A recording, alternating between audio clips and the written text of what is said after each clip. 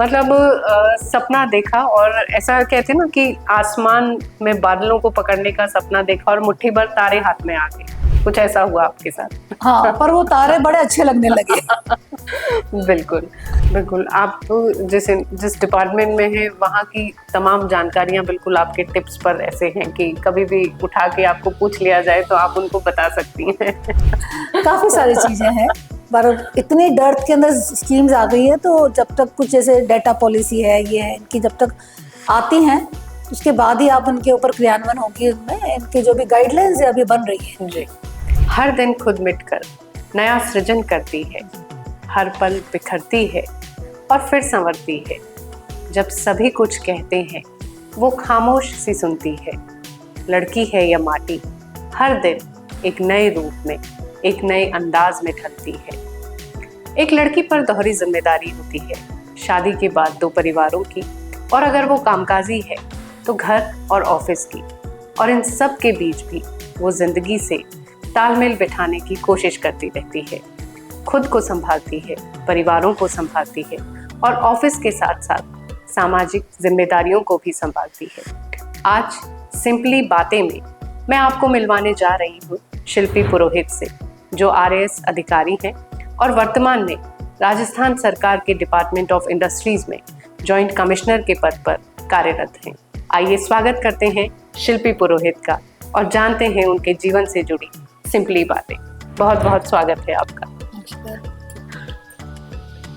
हम बातों का सिलसिला शुरू करें आपसे, उससे पहले ये जानना चाहूंगी कि बचपन का सपना क्या यही था कि एक आरएएस अधिकारी बनना है, या और कुछ भी तय किया था आपने? सपना मेरे फादर ने, जैसा होता है पेरेंट्स देते हैं, तो सपना उन्होंने मेरे लिए देखा था आईएएस से बनने का। और लाइटर मोड पे वो तब कहा करते थे कि मैं डाउरी लूँगा, इसको आईएएस बनाऊंगा। मैंने आईएएस फाइट भी किया था पर, और मेंस क्लियर किया था, पर मेरी डिलीवरी हो गई थी और मैं इंटरव्यू नहीं फेस कर पाई थी। और फिर जब मैंने डिपार्टमेंट ऑफ इंडस्ट्री जब ज्वाइन किया तो मुझे वो बहुत ही बढ़िया डिपार्टमेंट लगा और मैंने आगे फिर उसको कुछ और के लिए इंस्पायर नहीं किया। अरे मतलब सपना देखा और ऐसा कहते हैं ना कि आसमान में बादलों को पकड़ने का सपना देखा और मुट्ठी भर तारे हाथ में आ गए, कुछ ऐसा हुआ आपके साथ? हाँ, पर वो तारे बड़े अच्छे लगने लगे। बिल्कुल। तो ये जो आरएएस बनने का आपने बताया कि बीच में डिलीवरी आ गई, और एक महिला के जीवन में ये भी बहुत बड़ा सपना होता है अपने परिवार को विस्तार देना। तो इन सब के बीच में एक आरएएस के एग्जाम्स को क्लियर करना और फिर उसके बाद इंटरव्यूज की तैयारी करना, ये सब आप कैसे कर पाई? जो पीरियड मेरा रहा था उसके अंदर मोटिवेशन तो मेरे पेरेंट्स का रहा ही था, कुछ टीचर्स भी थे मेरे साथ के अंदर, और स्पेशली सीबी गैना साहब थे हमारे। फर्स्ट टाइम उन्होंने एक दिमाग के अंदर ये भरा था, हालांकि मेरा मदर खुद जॉब में थी, तो एक देयर वाज अ लाइट कि हाँ मेरे को बाहर निकलना है, जॉब करना है।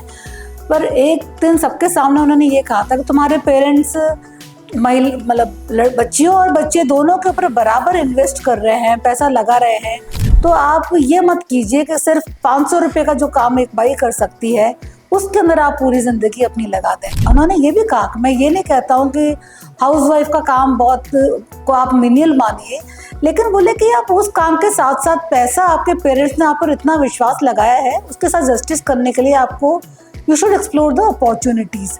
तो मन में तो पहले था ही था, लेकिन वो एक टर्निंग पॉइंट था जब मैंने कहा नहीं, अब तो मुझे बाहर निकल के कुछ करना ही है।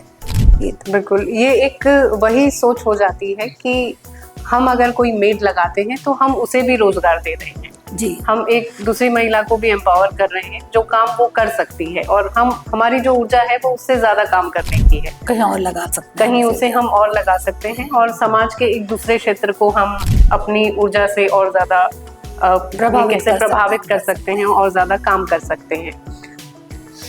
इन सब के बीच जो डिपार्टमेंट की आपने बात की, तो उसकी जो नीतियां हैं, उन नीतियों के बारे में हमें बताइए कि किस तरह से वो कारीगरों के लिए और उद्यमियों के लिए फायदेमंद है और किस तरह से उनको आगे बढ़ाने के लिए कार्यरत है। जो हमारा उद्योग विभाग है, स्पेशली मैं जैसे जहाँ पर कार्यरत हूँ, जिला उद्योग एवं वाणिज्य केंद्र, ये एक झाड़ू बनाने वाले से लेकर के और अगर हवाई जहाज बनाने के लिए कोई अडानी या और एंटरप्रेन्योर आता है उन सबको एक हैंड होल्डिंग सपोर्ट देता है, जिसको जितना जितना सपोर्ट चाहिए होता है। उनके लिए अलग अलग नीतियाँ बनाई हुई है, जैसे जो हमारे कारीगर या हस्तशिल्पी है, बुनकर है, उनके लिए आर्टिजन कार्ड है, वीवर कार्ड है, उनके लिए बाजार सहायता योजनाएं हैं, वेबसाइट डेवलपमेंट के लिए उनके लिए सब्सिडीज़ हैं। इसी तरह एंटरप्रेन्योर जो आता है तो किसी भी कार्य को शुरू करने के लिए 4 चीज़ों की आवश्यकता होती है, मैन, मनी, मशीन, मटेरियल। तो ईडीपी प्रोग्राम के तहत हम मैन को मोटिवेट करते हैं, जानकारी देते हैं उनको एंटरप्रेन्योर बनने के लिए। और पूर्व में मशीन्स भी सरकार उपलब्ध कराती थी, लेकिन आज उनको फाइनेंसेस उपलब्ध करवाती हैं बैंकों के माध्यम से, और विभिन्न तरह की सब्सिडीज़ होती हैं जिससे कि वो अपना कोई भी नया एंटरप्रेन्योर है या एक्सपेंशन करने वाला एंटरप्रेन्योर है, अपने आप को एक सब्सटेंशिएट करके मतलब स्थिर हो सकता है इन योजनाओं के तरीके से। बिल्कुल। और एक वन डिस्ट्रिक्ट वन प्रोडक्ट, ये क्या चीज़? एक जिला एक उत्पाद हमारी बहुत ही बढ़िया योजना है। जितने भी अभी राजस्थान के अंदर नए जिले बने हैं, उन सबके अंदर एक उत्पाद को विशिष्ट मानते हुए उनके डेवलपमेंट के लिए कार्य किया जाएगा। तो अभी 40 जिलों के अंदर 40 उत्पाद को माना गया है। और जो हमारे सीएम साहब हैं, उन्होंने पंच गौरव का नाम भी दिया है इसके अंदर। पंच गौरव के अंदर जो जयपुर है, जयपुर के अंदर का प्रोडक्ट है उसका जेम्स एंड ज्वेलरी, इनको 15 से लेकर के 20% तक की तो कैपिटल सब्सिडी मिलेगी। इनको इंटरेस्ट सबवेंशन भी मिलेगा विभिन्न योजनाओं के अंदर। यदि ये कोई बाहर मेलों में जाते हैं, इंटरनेशनल नेशनल फेयर, उनकी सब्सिडी इनको मिलने वाली है। कोई टेक्नोलॉजिकल इनोवेशन करते हैं, उसके लिए भी इनको फंड्स देगी सरकार 50% मैक्सिमम। और कोई वेबसाइट डेवलपमेंट करते हैं। मतलब बेसिक इंटेंशन ये है कि एक जिले का यदि कोई एक उत्पाद चिन्हित कर लिया गया है तो उस एंटरप्रेन्योर्स को आप हर तरह से, चाहे वो मार्केटिंग हो, चाहे टेक्नोलॉजी हो, चाहे मशीनरी हो, वो हैंड होल्ड सपोर्ट सरकार उनको दे रही है।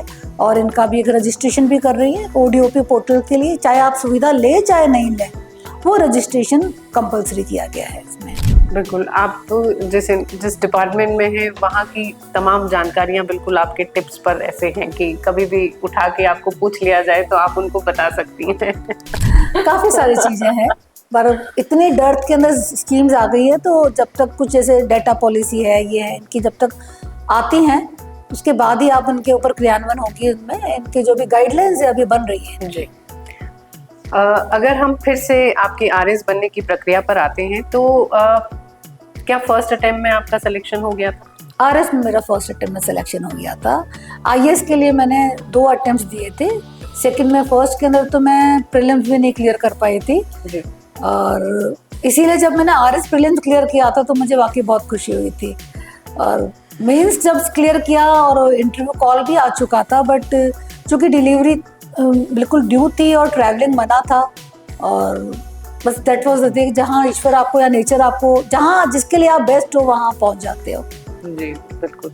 और ये जो प्रक्रिया रही, इसमें आपने कभी जो आपके सब्जेक्ट्स रहे, मतलब अगर मैं सब्जेक्ट्स की बात करूँ तो आपको क्या लगता है कि कौन से सब्जेक्ट RAS या IAS की एग्जामिनेशन को क्लियर करने के लिए बच्चों के लिए, आज के युवाओं के लिए बेनिफिशियल हो सकते हैं? देखिए, बेस आपका साइंस से बनता है, तो साइंस और आपका माइंड भी ओपन करता है।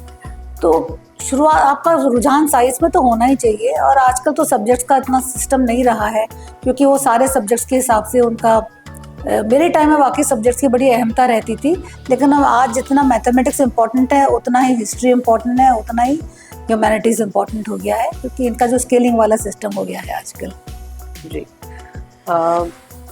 तालमेल, अगर हम बात करें एक महिला होने के नाते, संघर्ष, आप कहती हैं कि जीवन में संघर्ष कुछ नहीं होता है। हाँ, क्योंकि आपके अंदर उतनी क्षमता होनी चाहिए, इसलिए संघर्ष नहीं हो। महिला होने के नाते मैं कहती हूँ, महिलाओं को ईश्वर ने, प्रकृति ने एडिशनल क्वालिटीज दी हुई है, और ये मेडिकली प्रूवन है कि जो काम आप और मैं, मतलब I am proud to be a female, कि हम जो काम परिवार और दोनों संभाल सकते हैं, हमारे काउंटर पार्ट्स नहीं कर सकते हैं। और बिकॉज नेचर ने उनको उतना सक्षम नहीं बनाया है, महिला होने के नाते हमको सक्षम बनाया गया है। और एक, भले आप नहीं पूछे फिर भी मैं कहना चाहूँगी कि कहते हैं महिला सशक्तिकरण, और ये तो महिला और पुरुष दोनों सोसाइटी के 2 पहिए हैं, दोनों पहिए बराबर होंगे तभी तो सोसाइटी चलेगी। और कई बार ये भी कहते हैं, अगर पुरुष की इच्छा नहीं होगी तो महिला बाहर कैसे निकलेगी। तो जो हम आप और बाहर निकले हैं, हम जब तक सपोर्ट नहीं होगा सोसाइटी का, पुरुषों का, तब तक नहीं बाहर निकल सकते हैं। कितना भी सशक्तिकरण की बात करें, सोसाइटी तो दोनों को मिलकर के ही बनती है और गाड़ी तभी आगे बढ़ेगी हमारी। बिल्कुल, स्त्री और पुरुष एक गाड़ी के दो पहियों की तरह है। बिल्कुल ये सही बात है। और आपने जैसा कहा कि सशक्तिकरण की जब हम बात करते हैं तो महिला तो हम जब इतिहास उठा के देखते हैं तो वो तब से हम सशक्त हैं, नेचर ने बनाया है, नेचर ने ही हमें सशक्त बनाया है। बिल्कुल, मैं 100% सहमत हूँ आपकी इस बात से। और चलते चलते युवाओं को क्या संदेश देना चाहेंगी, लड़कियों को क्या संदेश देना चाहेंगी, महिलाओं को क्या संदेश देना चाहेंगी? लड़कियों के लिए मेरा संदेश ये है, स्वच्छता स्वतंत्रता का फर्क समझें। आप आगे बढ़ें, करियर में आगे बढ़ें, लेकिन आप कई बार हम कंपटीशन में आ जाते हैं कि लड़कों की लड़की की, उससे बच करके खाली अपना करियर और जो ज़रूरी है उसके लिए, अपने राइट्स के लिए फाइट भी करना चाहिए। लेकिन सिर्फ एक कंपटीशन हो जाए महिला और पुरुष या लड़के और लड़की का, वो उसको मैं कहूँगी कि उससे हमको बचना चाहिए। और महिलाओं के लिए एक संदेश है कि आजकल की महिलाएं एक प्राउड फील करती है, मेरी बच्ची तो चाय भी नहीं बना सकती है। तो चाहे लड़का हो चाहे लड़की, उसको चाय बनाने और खाना बनाना दोनों को आना चाहिए, ताकि फ्यूचर की जो लाइफ है उसके अंदर आपकी डिपेंडेंसी नहीं रहे। और युवाओं के लिए वाकई मैं कहूँगी कि आप जॉब सीकर नहीं, जॉब गिवर बनिए। और सरकार की बहुत सारी स्कीम्स है जिसके अंदर बहुत सब्सिडीज़ है, प्रोजेक्ट्स भी हैं। वो अगर आप इंडस्ट्रीज डिपार्टमेंट जाते हैं तो आपको आपका जो आइडिया है, स्टार्टअप्स है, स्टार्टअप डिपार्टमेंट है, आपके आइडिया के हिसाब से आप उसको इवैल्यूएट भी करा सकते हैं। तो इतनी आप मेहनत करते हैं तो स्वयं के लिए मेहनत करना ज़्यादा आवश्यक है। मैं स्वयं भी हो सकती थी एक फील्ड के अंदर, क्योंकि मैंने जब MBA किया था 1989 में, तब मुझे नहीं पता था कि एक इंडस्ट्री कैसे लगती है। लेकिन आज इंटरनेट का ज़माना है और हर स्कूल, हर कॉलेज एंटरप्रेन्योरशिप के बारे में बताता है। तो ये सीड अपने पेरेंट्स को भी उनके मन में बोना चाहिए, क्योंकि आपको यदि कोई आदमी 1 लाख दे रहा है तो आपसे 10 लाख का काम करा रहा है। तो work for yourself, be a job giver, not a job seeker. बहुत ही सुंदर। आज की सिंपली बातें में जो बातें निकल कर आई हैं वो ये है कि be a job giver, not a job seeker. संघर्ष जीवन में नहीं होता है, ये आपकी फेस फाइट है जिंदगी से। जो समय आता रहे उस वक्त जैसी जो परिस्थिति है उसका सामना करें और आगे बढ़ते रहें। और महिलाओं और लड़कियों के लिए जो आपने इतनी सुंदर बात कही है कि स्वतंत्रता और स्वच्छंदता में फ़र्क समझना ज़रूरी है। तो आज की इन तमाम सिंपली बातों के साथ मैं शिल्पी जी आपका बहुत धन्यवाद करती हूँ कि आपने अपना कीमती समय हमारे लिए निकाला और हमारे शो के लिए आपका बहुत बहुत धन्यवाद अंशु जी, आपने हमें इनवाइट किया। Thank you.